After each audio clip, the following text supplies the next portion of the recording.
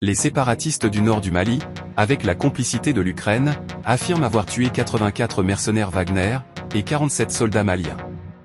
L'annonce fait suite à une attaque meurtrière, menée du 25 au 27 juillet par le cadre stratégique, pour la défense du peuple de l'Azawad, contre les forces armées maliennes, et des membres du groupe russe Wagner, dans les environs de Tinzaouatine, une localité située à la frontière entre le Mali et l'Algérie. Plus de détails après le générique.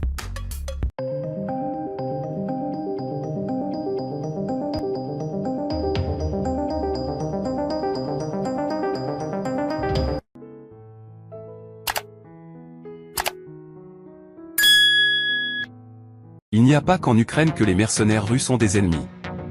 Actifs au Mali, aux côtés de l'armée au pouvoir, les combattants du groupe Wagner ont été pris dans une embuscade menée par les séparatistes maliens.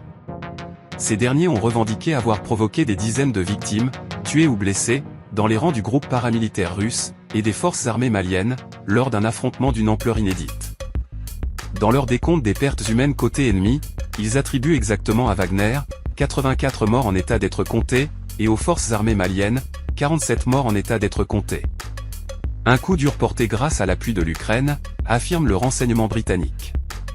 Les rebelles maliens ont reçu les informations nécessaires, qui ont permis de mener à bien une opération militaire contre les criminels de guerre russes.